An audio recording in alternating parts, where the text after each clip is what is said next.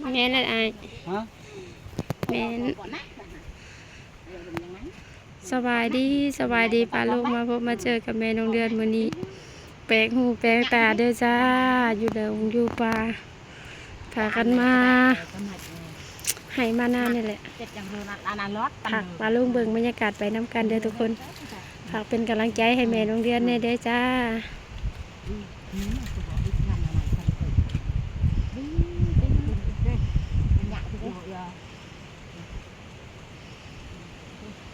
จะอันตะบนเลยปึ๊บตัวไหนอย่าบอกว่ากี่nó bài khởi đăng chứ này cái bồn mới rồi nhà nhỏ là nhí kho này sập xàoแต่ตัวnày ít cái này không nhiều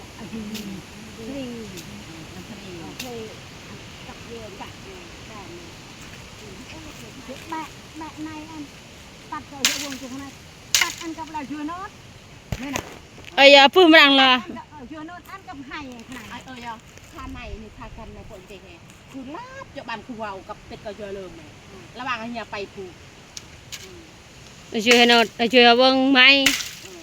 dưa nốt dưa chôm bây giờ máu bay nhẹ chưa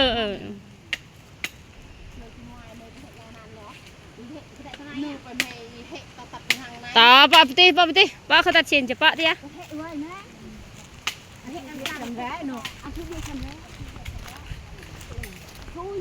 ช่วยนังปุ๊บตัวกี่ช่วยนัง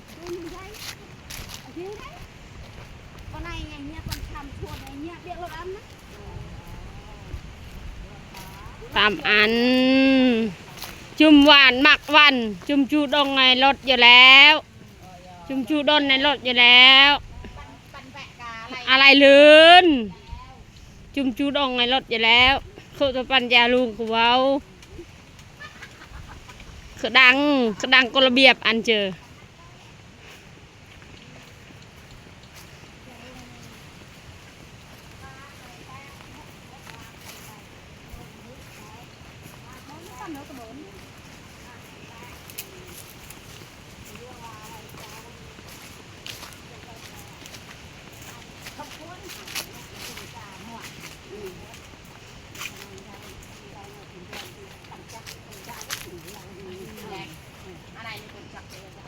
นี่เลยฝึกไล่แต่นี่นี่ได้นี่นะอันนี้ส่วนอะไรใหม่เต็ดนางมือเนี่ยเต็ดนางมือน่ะยางร้าวเว้ย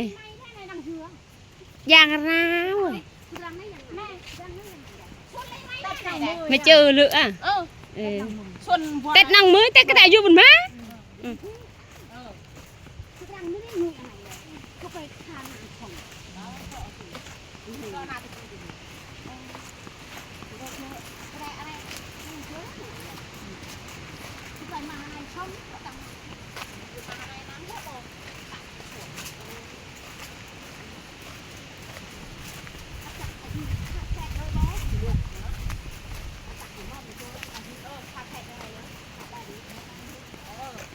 ใส่ยังไงช่วยด้วยเว้ย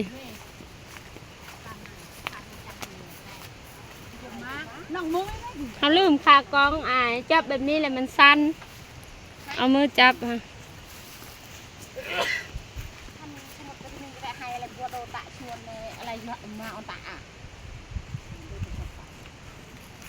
ปันเราก็จังเช็คตะแตะบ่มตัวเนาะ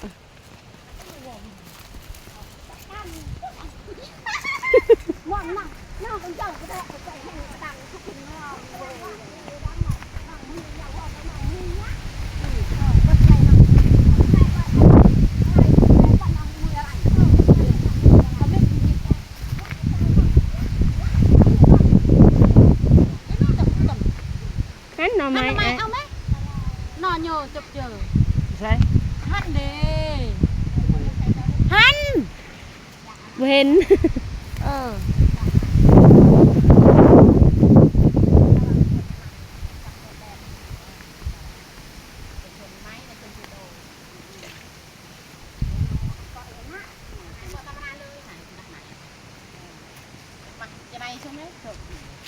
จบไอ้ไหนหนู บ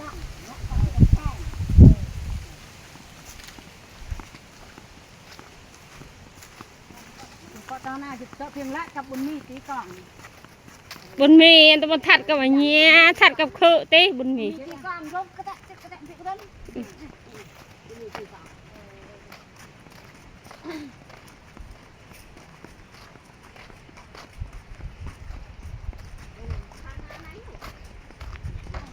จะน่าก็ตะกรวงเราก็นี่จะตะกรวงก่อนเราก็มุดอะไรตะไหนใช่ปิดอยู่ปัง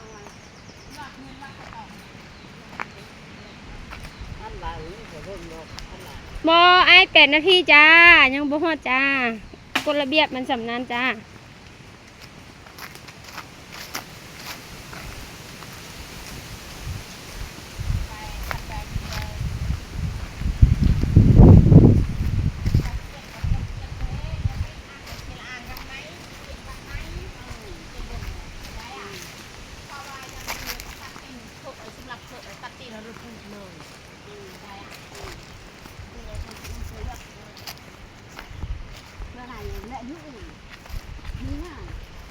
นี่ยอคารานะทีเดียว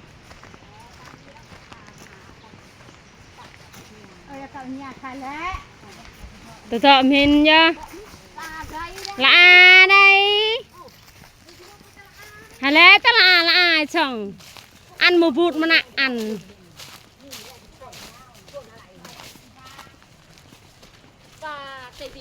โอ้ยบนเนี้ยไปบนท้อง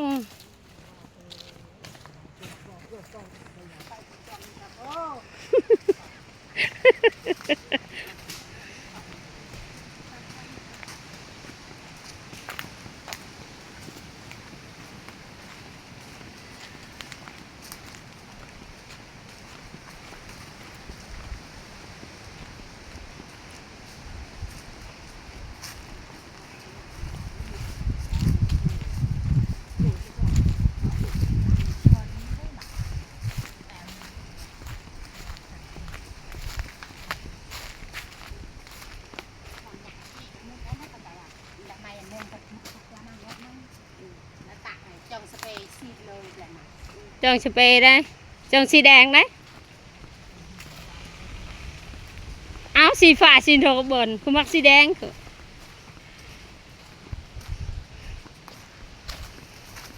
ไอ้ช่วยเอาไว้ก่อน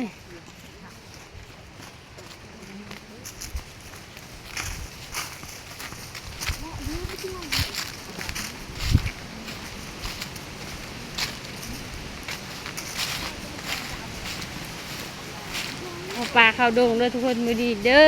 อเอาแม่น้องเดินขอลำลาไปก่อนขอเพียงเท่านี้ทุกคนไปพบไปเจออีกคลิปต่อไปสบายดีเด้อป้าลุงฝากเป็นกำลังใจให้แม่น้องเดือนนะจ้าติดตามแม่น้องเดือนเนี่ย